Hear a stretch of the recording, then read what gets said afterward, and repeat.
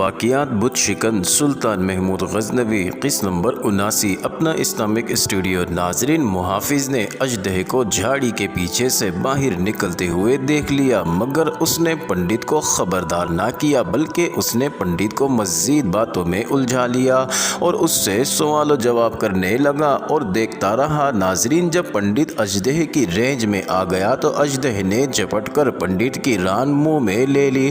پنڈت نے چیخ ماری، اژدہے نے پنڈت کو اٹھا کر زمین پر پٹک دیا۔ اژدہا مگر مچھ کی طرح شکار کو چباتا نہیں بلکہ زندہ سالم نگلتا ہے اور اس میں بہت وقت لگتا ہے۔ ناظرین، پنڈت نے چیخ چیخ کر محافظ سے کہا کہ اپنی تلوار سے اسے کاٹ دو۔ ناظرین، محافظ نے کہا، پنڈت مہاراج، یہ تو تمہارا دیوتا ہے، میں جانتا ہوں کہ یہ کب سے تمہاری قید میں ہے، میں مہاراجا کا وفادار ہوں، تمہارا نہیں۔ مجھے سب معلوم ہے کہ تمہارا دیوتا ہمارے راجا کو روک نہیں سکا۔ ناظرین، پنڈت نے چلا کر کہا کہ مجھے اس سے چھڑاؤ، آگے آؤ۔ ناظرین، محافظ نے پوچھا کہ نندیا کہاں ہے؟ پنڈت نے کہا کہ بتا دوں گا، پہلے مجھے اس سے بچاؤ، مجھے چھڑاؤ، اسے کاٹ دو۔ ناظرین، درد سے قہراتے ہوئے پنڈت نے پھر محافظ سے التجا کی۔ محافظ نے پوچھا کہ میں پوچھ رہا ہوں کہ نندیا کہاں ہے؟ پنڈت، تمہارے نزدیک وہ ایک ناچنے والی بے معنی سی لڑکی ہے، مگر میں اسے اپنی بیٹی سمجھتا ہوں۔ وہ ایک یتیم لڑکی ہے جسے میرے ماں باپ نے پال پوس کر مہاراجا کو بیچ دیا۔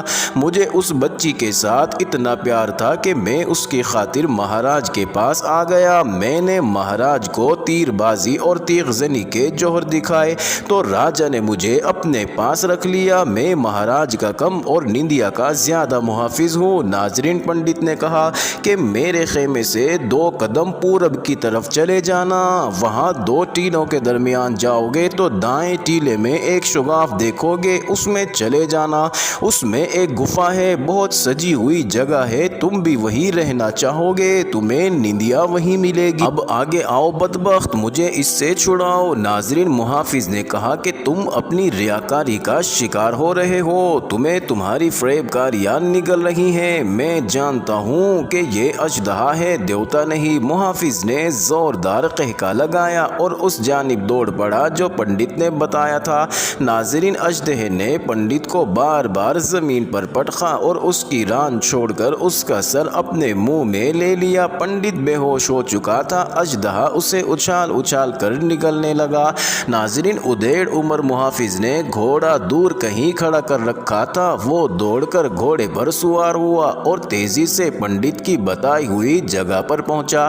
نشانیاں بڑی صاف تھیں، وہ شگاف میں داخل ہو گیا۔ آگے خاصی کھلی گفا تھی جس کے فرش پر مخمل جیسا کپڑا بچھا ہوا تھا۔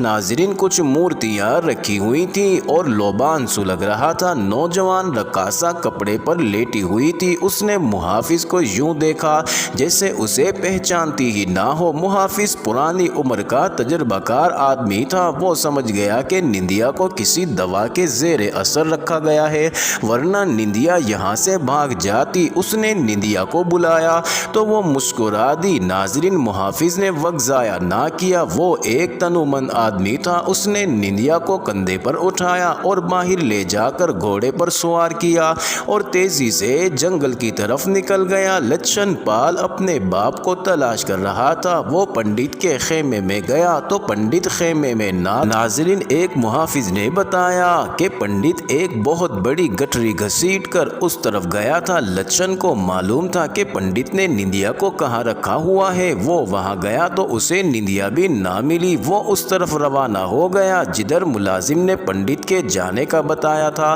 ناظرین، پنڈت کی گھسیٹی ہوئی گٹری کے نشان بڑے واضح تھے۔ لچھن ان نشان کے پیچھے چل پڑا، یہ نشان اس جگہ تک لے گئے جہاں اژدہا پنڈت کو نگل رہا تھا۔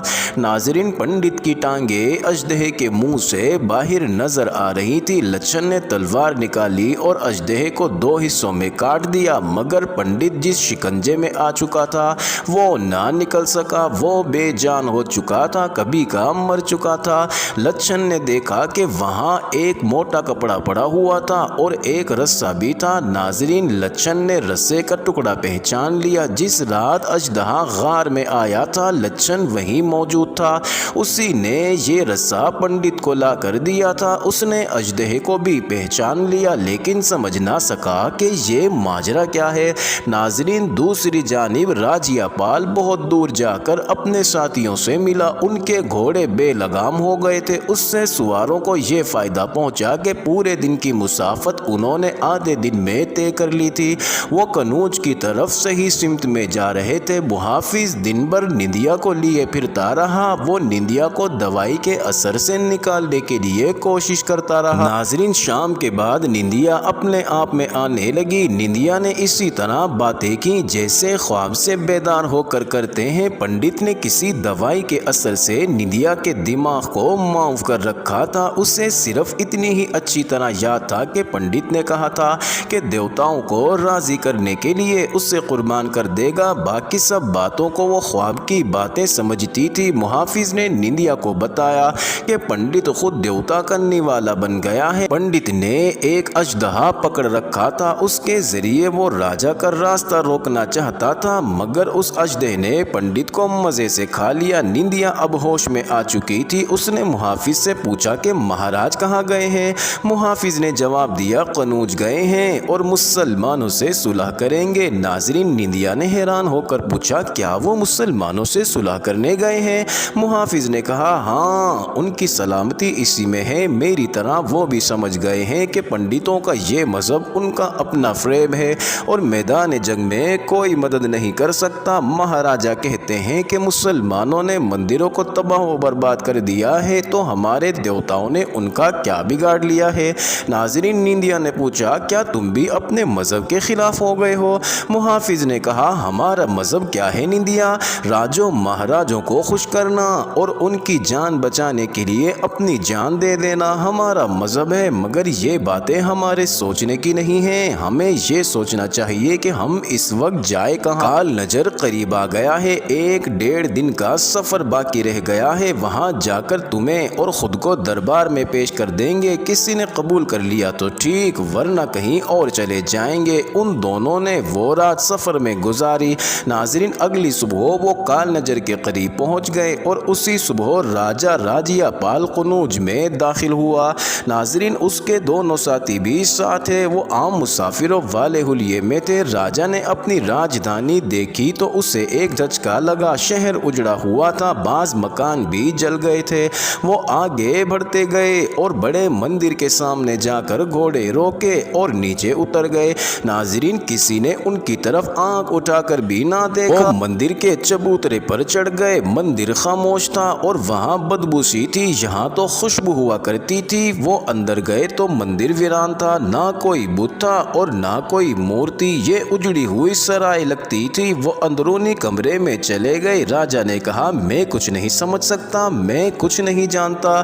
کیا یہ دیوتاؤں کا قہر ہے کہ ہم اجڑے، ہمارا شہر اجڑا؟ کیا یہ میرا جرم ہے؟ میں نہیں جانتا کہ کون سچا ہے اور کون جھوٹا ہے۔ یہاں تو بھجنوں میں دیوتاؤں کے ساتھ میرا نام بھی لیا جاتا تھا۔ اچانک راجا کے عقب سے آواز آئی کہ سچا خدا وہ ہے جو بھجنوں اور گھنٹیوں سے بے نیاز ہے۔ ناظرین، مہاراجا نے گھوم کر دیکھا تو اسے اپنے پیچھے ایک آدمی کھڑا نظر آیا جو اسی کی زبان بول رہا تھا۔ کیا قنوج کا راجا اپنی جاہو جلال اور اپنے باطل مذہب کے کھنڈرات دیکھنے آیا ہے؟ کیا مہاراجا عبرت حاصل کرنے آیا ہے؟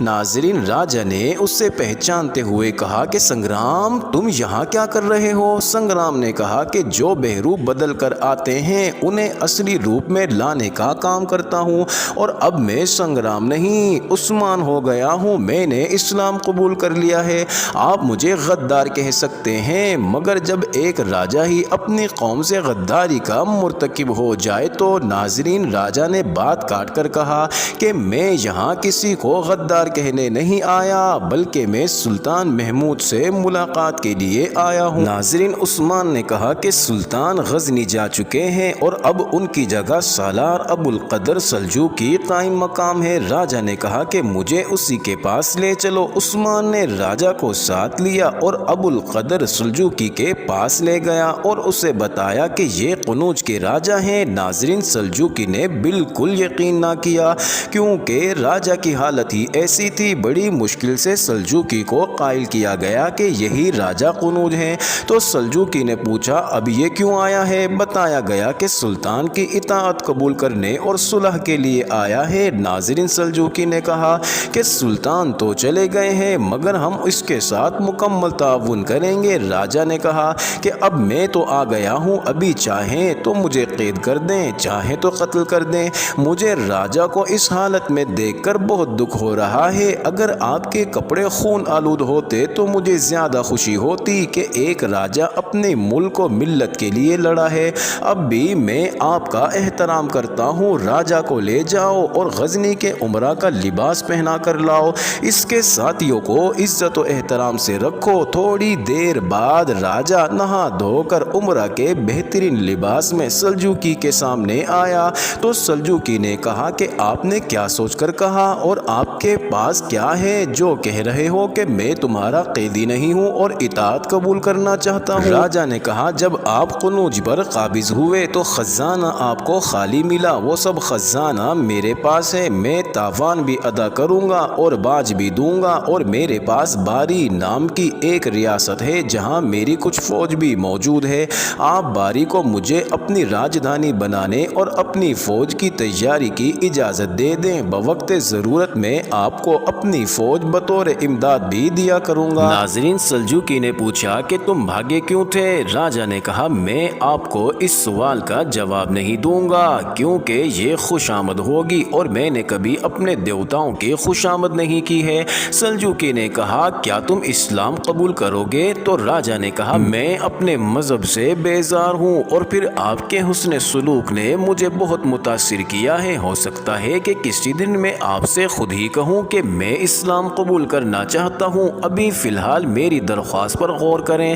ناظرین، سلجوقی نے کہا کہ میں سلطان غزنی کا قائم مقام آپ کی درخواست قبول کرتا ہوں، آپ باری کو اپنی راجدھانی بنا لیں، میرے عسکری باری میں جا کر آپ کی کارروائی چیک کیا کریں گے کہ آپ وہاں کیا کر رہے ہیں، اور تاوان اور باج سلطان محمود خود طے کریں گے، ان کے پاس ابھی ایک قاصد روانہ کر دیا جائے گا، تحریری معاہدہ ابھی ہو جائے گا۔ معزز ناظرین، دوسری طرف نندیا اور اس کا محافظ کال نجر پہنچ گئے اور انہوں نے راجہ گنڈا سے مل کر اسے بتایا کہ راجہ قنوج راجیہ پال مسلمانوں سے صلح کرنے کے لیے قنوج چلے گئے ہیں۔ راجہ گنڈا تڑپ اٹھا، اس نے اسی وقت راجہ ارجن گوالیار کے نام پیغام لکھا جس میں یہ درج تھا کہ وہی ہوا جس کا ڈر تھا، راجیہ پال نے مسلمانوں کی اطاعت قبول کر لی ہے، اب راجیہ پال کا قتل ضروری ہو گیا ہے اور راجہ بھیم پال سے مل کر منصوبہ بنایا جائے اور سلطان محمود کو ہمیشہ کے لیے ختم کر دیا جائے۔